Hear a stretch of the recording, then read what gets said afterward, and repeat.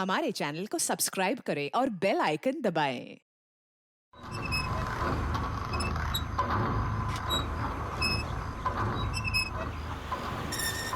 Oh my God यार, ये जगह कितनी सुंदर है। वाओ, कितनी अच्छी जगह है ये।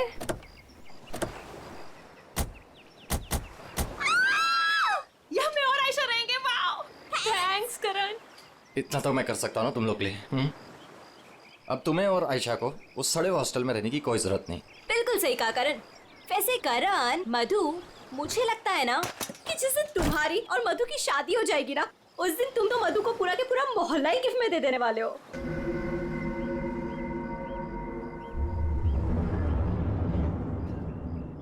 लगता है सामने वाले घर में कोई रहता है।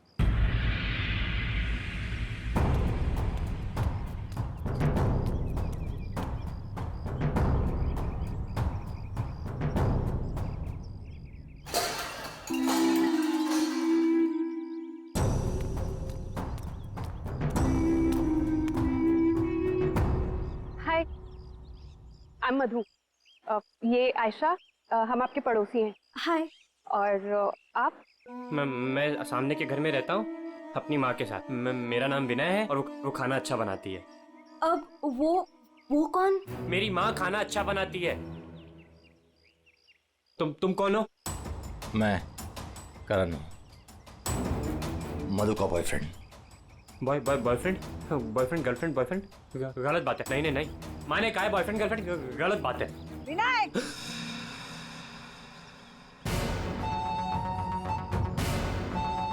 घर में चलो। कितनी बार मना किया है कि अजनबियों से मत बात किया करो। आ रहा हूँ ना। देखो, वो मेरी माँ है, उनको नमस्ते करो। अरे नमस्ते करो उनको। इधर आओ, इधर आओ। अंदर चलो। आ रहा हूँ। सुनो, 8 बजने से पहले घर के अंदर चले जाना, ठीक है? क्योंकि 8 बजने के बाद ना वो आ जाता है। वो कौन? हैमरमैन। लेकिन याद रखना, दरवाजे खोलना मत। हम भी नहीं खोलते, कोई नहीं खोलता। ध्यान रखना, दरवाजे मत खोलना, ठीक है? मैं जा रहा हूँ, बाय।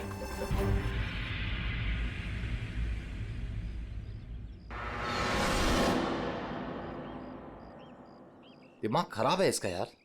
इसकी माँ से बांध कर क्यों नहीं रखती है? क्योंकि उसकी माँ भी तो उसकी तरह अजीब ही है actually.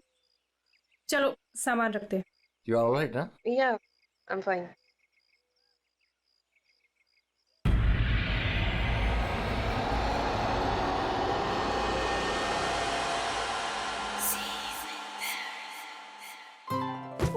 So beautiful. Thanks Karan, you really love me. अच्छा गाइस, सुनो ना, हम ना यहाँ पर एक कल गेट टुगेदर पार्टी करते हैं। What say? हाँ, कुछ भी करो यार, ये घर तुम्हारा ही है। और ये रही घर की चाबियां। एक सेकेंड, एक चाबी मैं रख लेता हूँ, क्या पता कब जरूरत पड़ जाए। आयशा, एक चाबी तुम भी रख लो। ये लो। Thanks. ओह नो, क्या हुआ? 6:40 हो गए। मुझे सर्विस सेंटर जाना था अपनी कार लेने, और उसके बाद फिर माँ को भी मिलने जाना है। करण, एक मिनट रुको। मुझे रास्ते में अपनी कजिन क्या ड्रॉप कर दोगे? वो प्रोजेक्ट कंप्लीट करना है मुझे। अरे तुम मेरे साथ चलोगी तो मधु का ख्याल कौन रखेगा? करण, मैं अपने घर में हूँ, जंगल में नहीं हूँ। तुम आयशा को लेकर जाओ, don't worry, I will be fine. Are you sure? Yes. Thanks Madhu. लेकिन मधु, अंदर से दरवाजा बहुत अच्छे से बंद कर लेना। ओके। ठीक है, चलो बाय।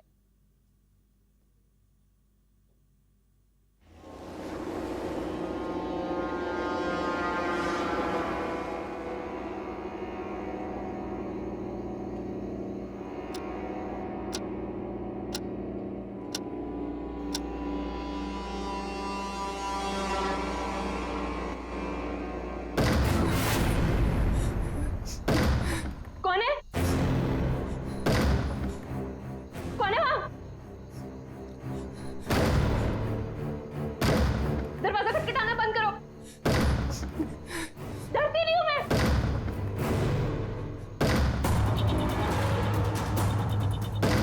क्या करूं? करण को फोन कर।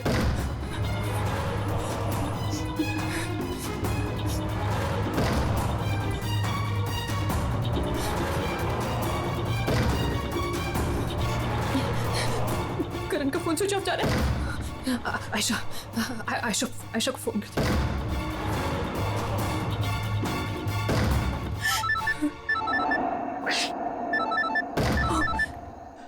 अब क्या करूं? अंधेरा करती हूँ।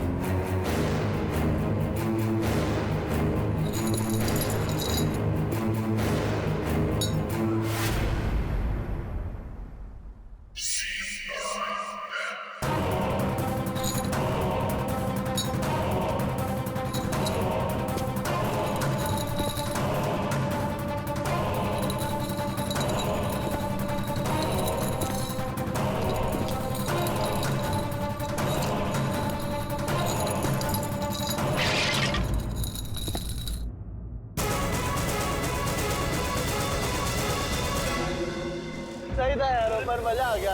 कल रात को तो क्या मस्ती मारी यार। अरे पूछो मत यार, मजा आ गया था बहुत। बस रोक दो भैया, रोक दो। Thank you. अरे मधु ना आज मेरी जान ही ले लेने वाली है। एक तो मैं अपना फोन भूल गई, रात को घर भी नहीं आई। लगता है आज तो वो मुझे ना पक्का इस घर से निकाल ही देने वाली है। अरे अगर वो तुझे घर से निकाल देगी तो हम तुझे घर के अंदर फिर से डाल देंगे। क्यों अभी? ओहो मैडम, घर से तो तब निकलोगी जब घर के अंदर जाओगी। जाओ, डोरबेल बजाओ, मधु को लेके लंच पे जाना है, वीकेंड की प्लानिंग करनी है। गो फास्ट। जा रही हूँ। और जल्दी आओ।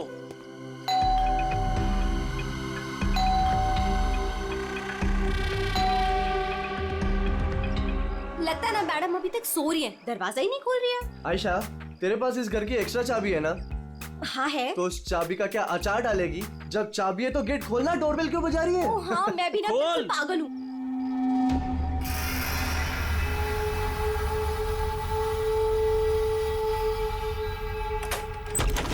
मधु, अरे मधु, कब तक सोएगी?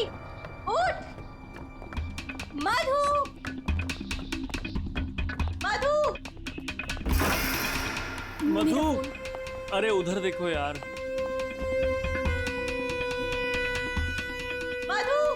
मधु बाथरूम में भी नहीं है। अरे वो तो बाहर भी नहीं है यार। यार ये मधु कहाँ चली गई है?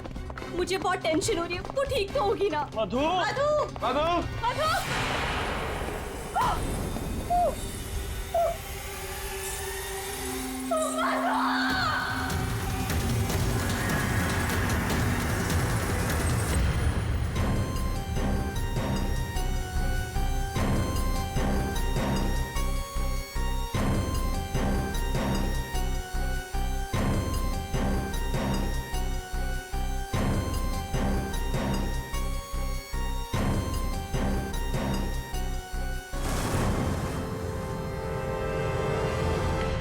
अभिजीत, इस हथौड़े से जिस पर भी वार किया गया होगा ना, लगता नहीं वो जिंदा बचा होगा। सर मगर लाश कहाँ है? खूनी लाश ले गया और ये हैमर यहीं छोड़ गया। और हथौड़ा भी ऐसा जिस पर कहीं कोई फिंगरप्रिंट के निशान नहीं। और सर यहाँ पे तो कोई तोड़फोड़ भी नहीं मची हुई है, सब चीज अपने जगह पे। और दरवाजे का लॉक भी सही सलामत है, कोई फोर्स एंट्री नहीं है। और मधु के दोस्त भी बता रहे थे जब वो लोग अंदर आए तो ये दरवाजा खुला हुआ था। शायद खूनी के पास डुप्लीकेट चाबी होगी। दरवाजा खोल के अंदर आया, मधु के सिर पे हथौड़ा मारा और गायब। मगर यहाँ खून के चीटे भी नहीं दिख रहे हैं। हथौड़ा मारा तो खून तो बहना चाहिए ना। शायद खून साफ कर दिया होगा। सिर्फ मधु ही यहाँ पे थी या कोई और भी था? नहीं सर, मधु इस घर में अकेली थी। इस घर की चाबी और किस किस के पास रहती है? सर, ये सवाल आपको करण से पूछना चाहिए सर। क्यों? करण से ही क्यों? करण ने ये घर आयशा और मधु के लिए लिया था, तो सर एक चाबी करण के पास भी थी। मधु और आयशा के लिए करण ने घर लिया था, क्यों? मधु करण की गर्लफ्रेंड थी सर। कल रात आयशा तुम कहाँ थी? सर वो कल रात मैं अपने कजिन को मिलने गई थी, वापस आना था तो लगेज यही छोड़कर गई थी, पर लेट हो गया था, सोचा कॉल कर मधु को सब बता दूं, पर अपना फोन भी यही भूल गई थी सर। जरा इस करण का फोन नंबर देना।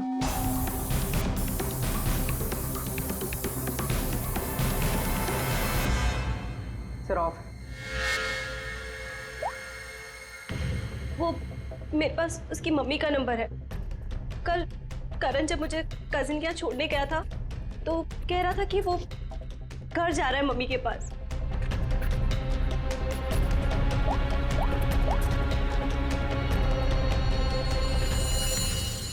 हेलो आंटी, करण है?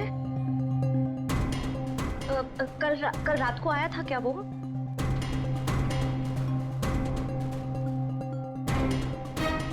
नहीं आंटी, कुछ नहीं, हो सकता है मधु के यहाँ गया हो। मैं आपको बाद में कॉल करती हूँ। तो करण कल रात अपने घर भी नहीं पहुंचा और यहाँ भी नहीं आया। सर मुझे आपको एक बात बतानी थी। वो हमारे नेबर्स जो है ना, उन्होंने कहा था कि यहाँ पर एक हैमरमैन आता है रात को, तो कहीं उसने ही तो कुछ नहीं कर दिया। हैमरमैन? किसने बताया तुम्हें ये? कौन है ये? विनय बेटा, कोई आ रहा है? हाँ माँ, कोई याद हो रहा है।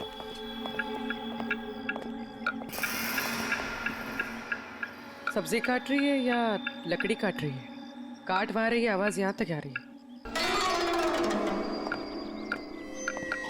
रमोला जी, आपने कल इनसे हैमरमैन के बारे में कुछ बोला था क्या? आप ऑफिसर है, उस घर में कुछ हुआ है क्या? जी हम लोग सीआईडी से। उस घर में क्या हुआ ये बाद में बताएंगे। पहले आप लोग ये बताइए, हैमरमैन कौन है? क्या बता रखा है इन लोगों को आपने? नहीं, है वो सच में। रोज शाम को आता है और हैमर से दरवाजे और खिड़कियों पे ठोकता है। आप देखिए ना, वो उधर निशान बने। कल भी आया था रात को 8:30 बजे। सामने के घर में ठोक रहा था। इसीलिए मैंने पूछा कि उस घर में कुछ हुआ है क्या? आपने हैमरमैन को देखा है? देखा है। आपने हैमरमैन का चेहरा देखा? हाँ देखा है। कैसे दिखता है वो मास्क पहनता है। अच्छा, कल रात भी कुछ हुआ था? कुछ देखा है, सुना है आप लोगों ने? हाँ देखा था।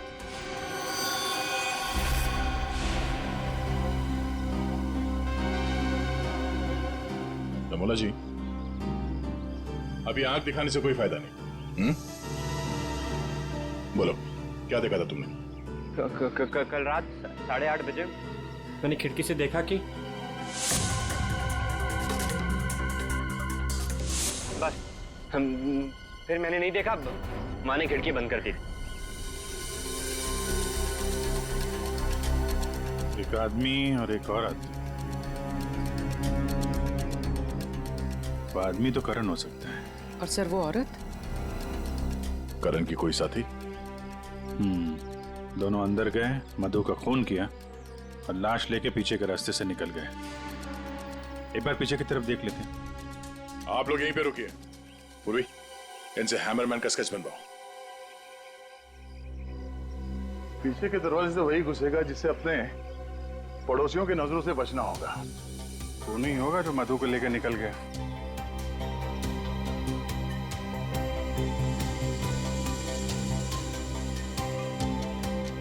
ऐसे कैसे हो सकता है कि कोई भी निशान नहीं छोड़ा? मधु को मार करके लेके गया तो भी कुछ ना कुछ तो छोड़ा होगा कोई।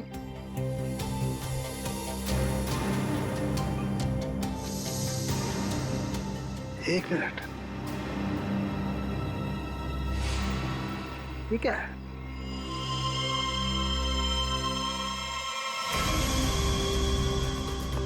कुछ अलग से?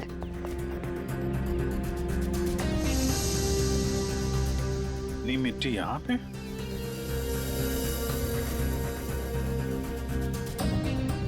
लगता है किसी ने यहाँ पे पैर वैर धुले हैं, इसलिए मिट्टी यहाँ पे है।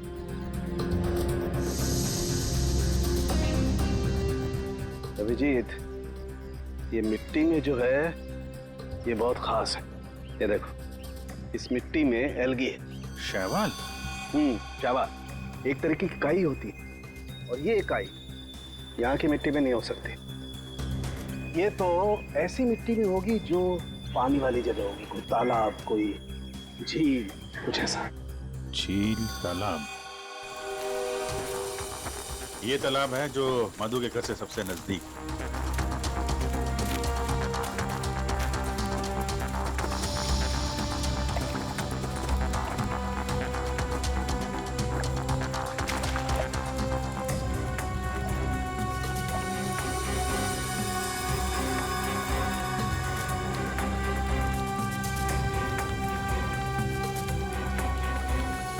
गया अभिजीत, ये देखो, यही कीचड़ वाली मिट्टी उस मधु के घर में है। इसमें भी वही एल्गी है, वही काई। तब तो ये मिट्टी अपने आप तो नहीं आई होगी ना, कोई ले गया होगा यहाँ से। अरे यार पंकज, जो आदमी इस तालाब से मधु के घर गया होगा उसके जूते के साथ चली गई मिट्टी। अब गया तो वही होगा जिसके पास मधु के घर की चाबी थी।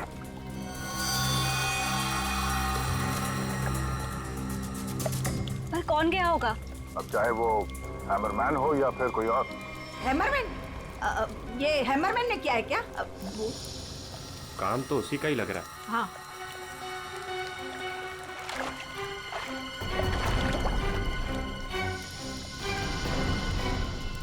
हाँ, वहाँ नीचे कुछ दिख रहा है।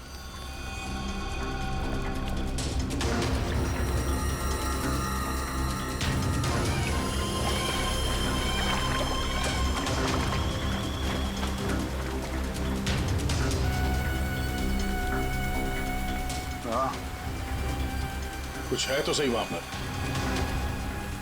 डाइवर्स को बुलाते हैं और क्रेन भी।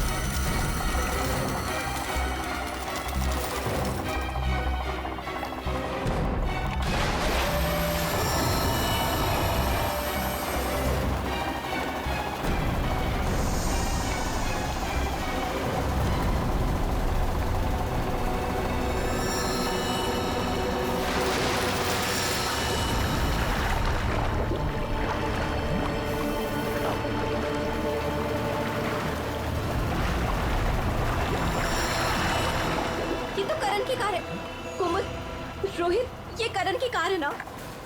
पर करण अपनी कार इस तालाब में क्यों फेंकेगा? हो सकता है हैमरमैन लेकर आया हो। करण की कार का नंबर और इस कार का नंबर दोनों सेम है।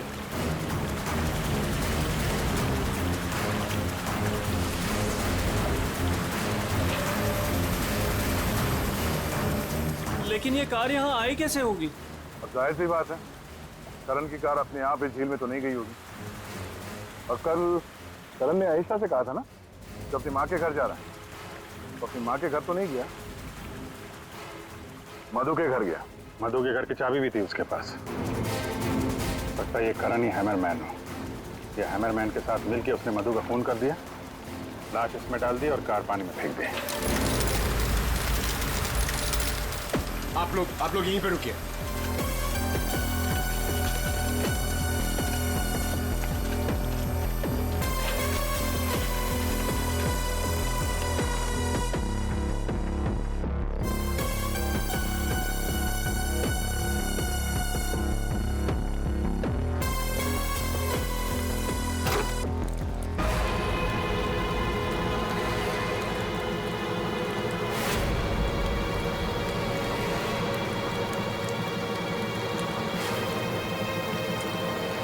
नो, ये तो करण है।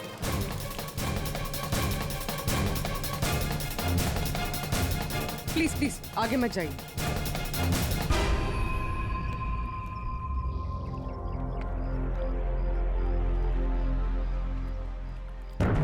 खोपड़ी बुरी तरह से टूट गई है। किसी भारी चीज से मार किया है। हथौड़े से ही मारा होगा। हैमरमैन ने मारा है। सर मतलब हैमरमैन ने करण को मारकर लाश गाड़ी में डाल दी और गाड़ी तालाब में फेंक दी।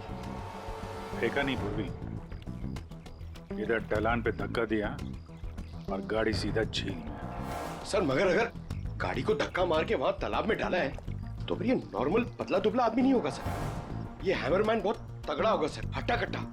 या फिर दो लोग होंगे। अब ये करण तो मिल गया, मधु को ढूंढना है।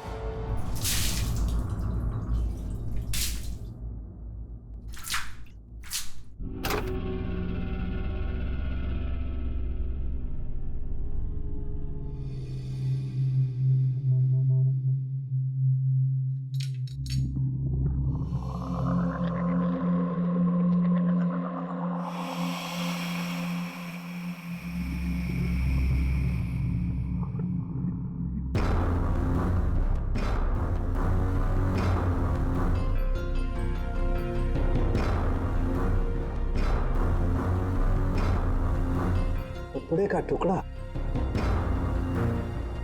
इस कपड़े के टुकड़े का रंग करण के कपड़े के टुकड़े से तो मैच नहीं करता है, तो शायद ये खूनी का होगा। सर क्या होता रिका? सर इस कपड़े के टुकड़े के अलावा और भी ऐसा कुछ है जो हमें बहुत कुछ बता सकता है। अंगूठी डायमंड की है। लगता है कार चलाते समय गियर बदलते वक्त गिर गई होगी। तो ये लड़की कार चला रही होगी तो तारिका कार चलाने वाला इस मिरर को भी जरूर एडजस्ट तो करता ही होगा ना? क्या बोलती है? सही बात। तो फिर ये मिरर भी कुछ ना कुछ कहानी जरूर बताएगा।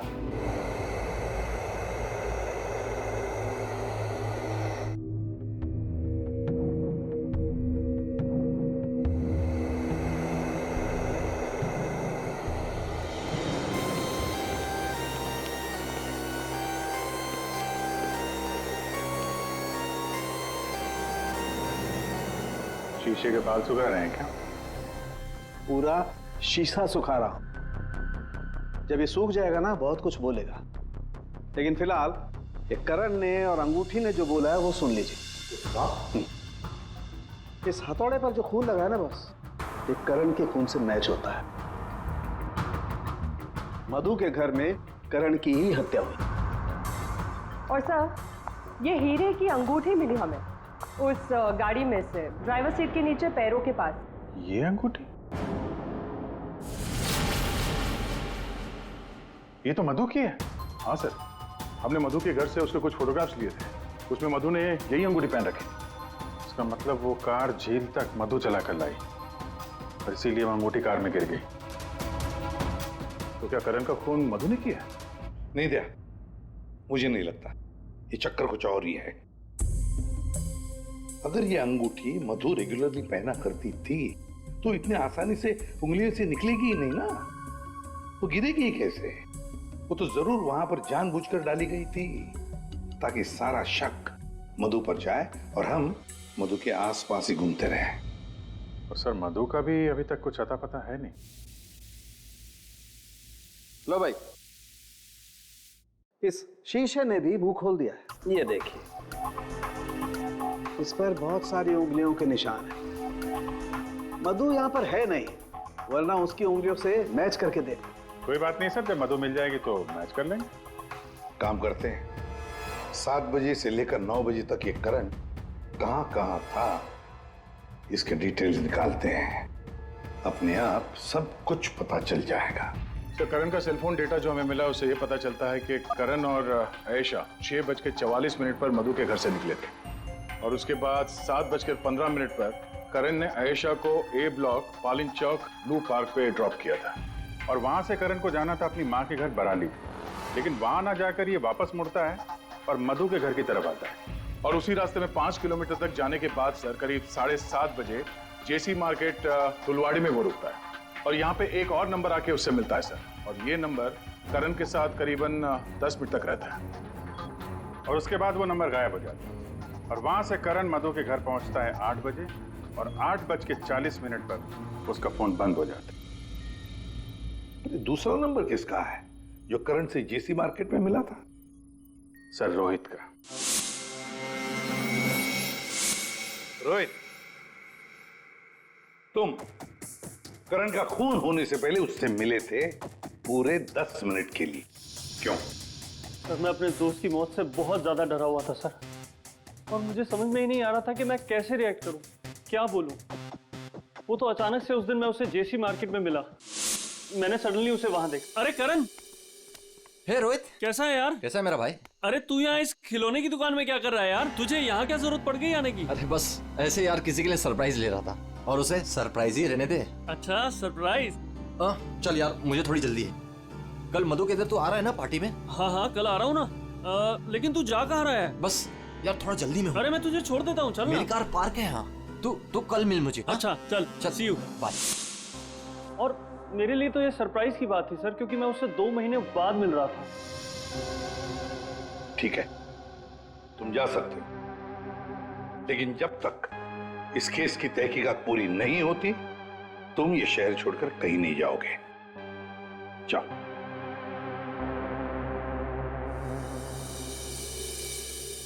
बड़ी अजीब बात है, ये करण अपनी मां से मिलने जाता है लेकिन वहां नहीं जाता है खिलौने की दुकान में। क्यों?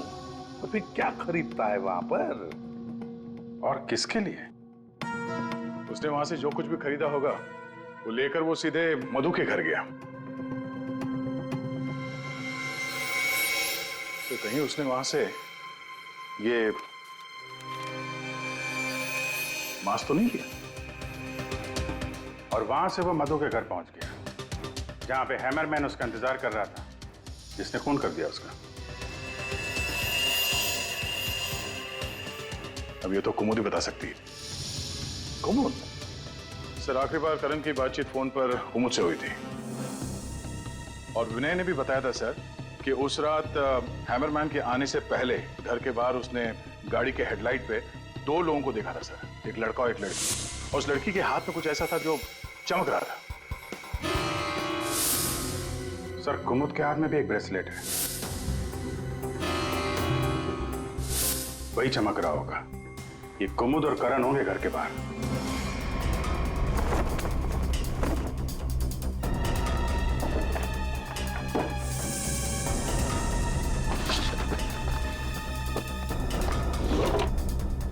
जब से करण की लाश मिली है तालाब में, तब से खूनी और भी होशियार हो गया है। सर लगता है ये टीम बहुत छोटी है सर, कुमुद, मधु और ये हैमरमैन। सर लेकिन ये हैमरमैन मिले तो सही, अभी तक तो सिर्फ उसका हैमर ही मिला है तो उसने हमारे लिए छोड़ा है। मैन तो गायब ही है। सर ये कुमुद तो भागने की तैयारी से घर से निकली, सारे कपड़े लेकर भागी और उसका मोबाइल भी स्विच ऑफ आ रहा है। अरे ये कहां से आ गए यहाँ पे? कौन कहां से आ गया? ये देखो, इसका मतलब है ये कुमुद रमोला और विनय को पहले से जानती थी। एनवेलप पे डेट पिछले महीने की है और ये कुमुद बोल रही थी कि ये रमोला और विनय को पहले कभी मिली ही नहीं। तो कहीं ये माँ बेटे रमोला और विनय इस पूरे साजिश में शामिल तो नहीं है? मिलते हैं इन माँ बेटे से।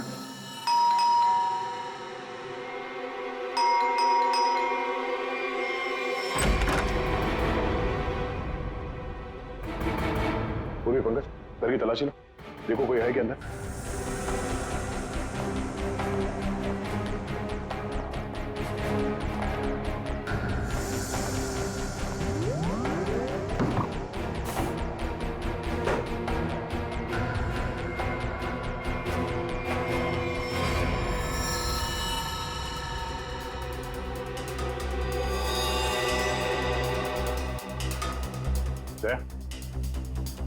हाँ, ये दीवार देखो यार,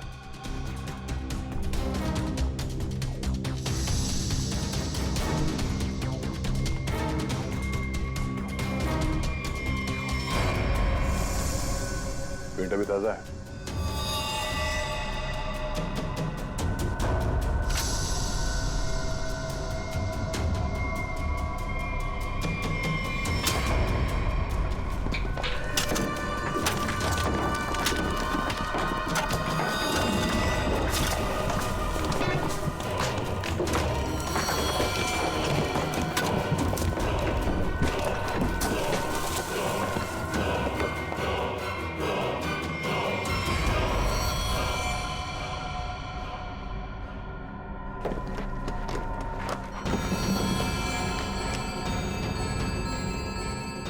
ये तो मधु है, मार के गाड़ दिया दीवार के अंदर, इसीलिए हमें ये कहीं मिल नहीं रही थी।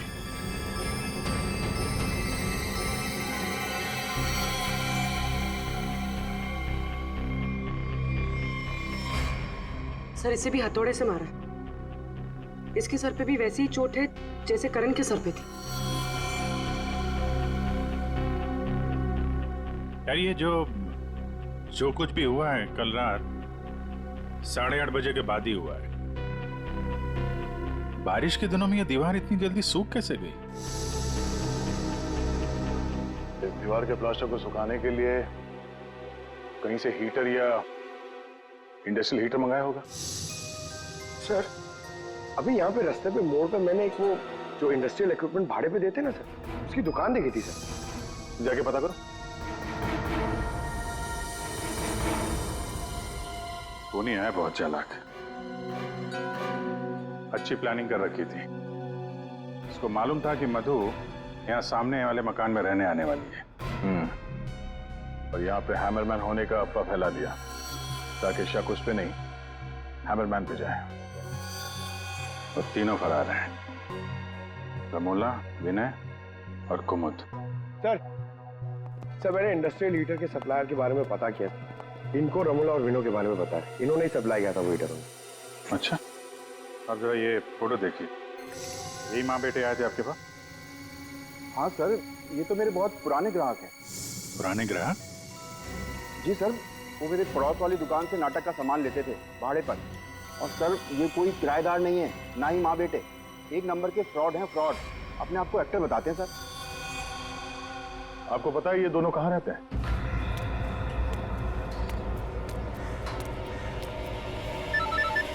तो निकल, मैं मिलता हूँ। हाँ चल मिलते हैं।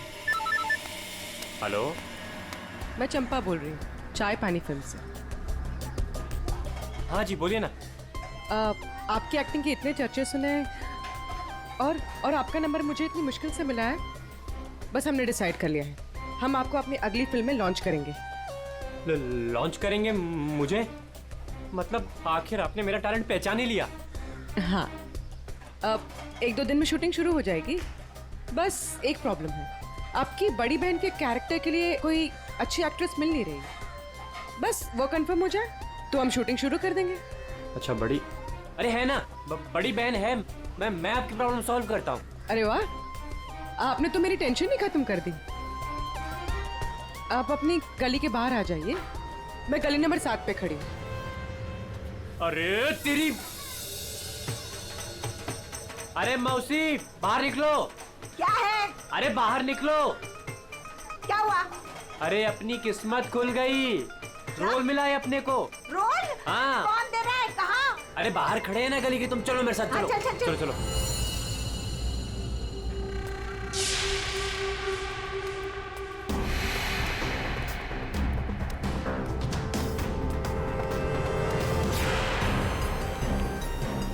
CID? हाँ CID।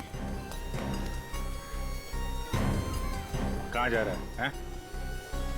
अच्छे मुजरिम का किरदार तो तुम लोगों ने निभा लिया, अब जरा एक अच्छे गवाह का किरदार भी निभाओ और ये बताओ कि कुमुद कहाँ है?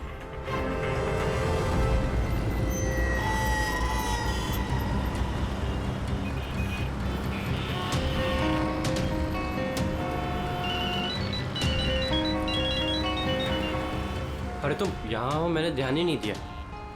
तुमने क्यों कॉल किया मुझे? सब जानते हो फिर भी। अब मैं क्या करता? सीआईडी बुलाएगी तो क्या आना ही पड़ेगा। सीआईडी? तुमने मुझे सीआईडी के कहने पे यहाँ बुलाया? मैडम आप बहुत स्मार्ट है, लेकिन हम आपसे ज्यादा स्मार्ट हैं। सर आप मेरी बात सुनिए। नहीं, बात सुनेंगे आपकी, लेकिन ब्यूरो चल के सुनो। चलिए। कहाँ भाग रही मैडम? पैदल ही जाएगी क्या सीआईडी ब्यूरो तक? गाड़ी लाए हम तुम्हारे लिए, चल। और कितना इंतजार करना पड़ेगा? आखिर कोई बताता क्यों नहीं कि हुआ क्या है?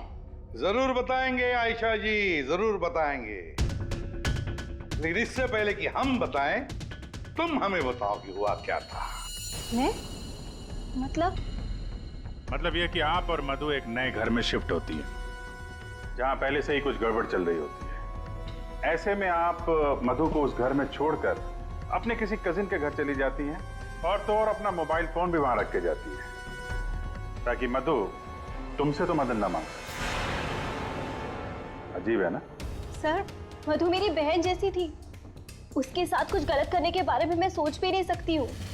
अच्छा, बहन जैसी थी? बहन तो नहीं थी ना? हाँ? अबीर, इस पूरे इन्वेस्टिगेशन में किसी ने तुम पर एक बार भी शक नहीं किया, क्यों? जो भी पूछा उसके बारे में तुम्हें कुछ पता ही नहीं। और जब मधु का खून हुआ उससे ठीक पहले तुम्हारा मोबाइल फोन स्विच ऑफ।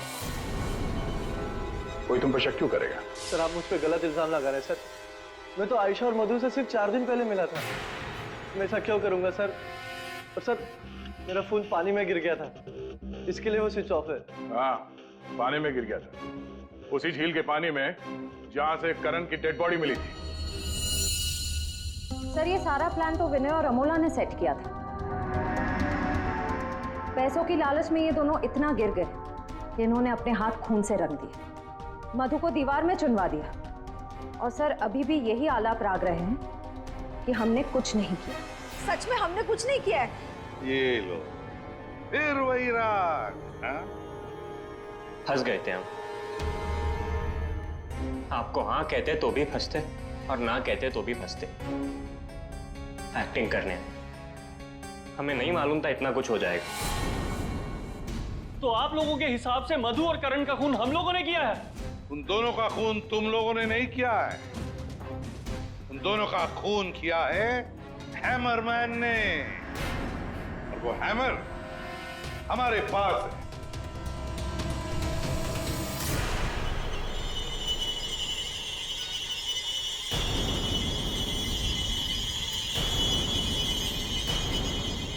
कुमुद, ये कहाँ थी? ये हैमर छुपाने गई थी, हमने ढूंढ निकाला, है ना? I'm sorry रोहित, मुझे माफ कर दो। तुमने मुझसे वादा किया था कि तुम मेरा नाम नहीं लोगे, मैं तुम्हें छोड़ूंगा।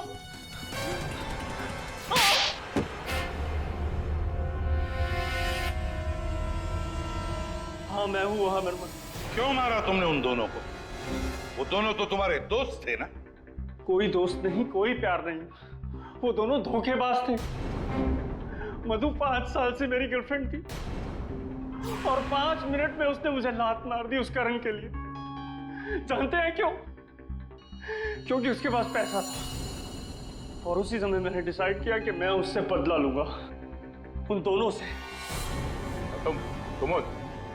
तुमने इसका साथ क्यों दिया? मैं रोहित से बहुत प्यार करती हूँ, मुझे उसका साथ देना पड़ा। तैयारी तो तगड़ी कर रखी थी तुमने। 3 महीने से प्लान कर रहा था मैं, उन दोनों को एक दर्दनाक मौत मारने की। बस इंतजार कर रहा था। 3 महीने का इंतजार? किस चीज के लिए? सही वक्त का इंतजार। और वो सही वक्त तब आया जब मुझे करण ने मधु के लिए घर ढूंढने के लिए कहा और उसे मैंने ये वाला घर दिला दिया और उसके बगल वाला घर मैंने कुमुद के नाम से रेंट पर ले लिया और वहां इन दोनों घोचुओं को रखा, इन बेवकूफों को। और हैमरमैन बनने का प्लान बनाया, बन गए हैमरमैन ताकि तुम पर कोई शक न करे। हाँ, मानना तो मैं करण को भी चाहता था, लेकिन उस रात नहीं। उस रात मैं सिर्फ मधु को मारने आया था। मैं हैमरमैन बनकर मधु के घर में घुस गया।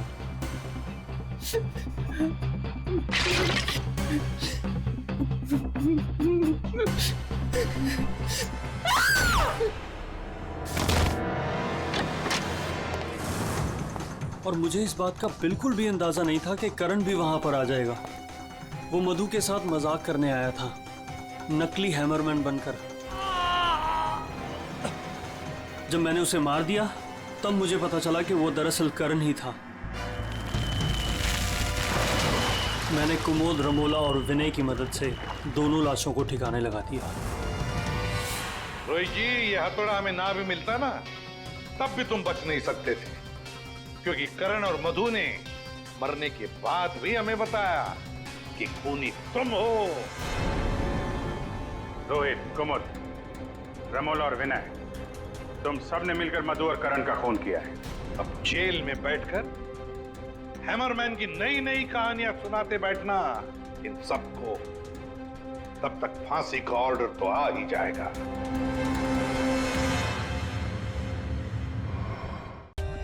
For more updates, subscribe to our channel, click the show links and enjoy watching the videos.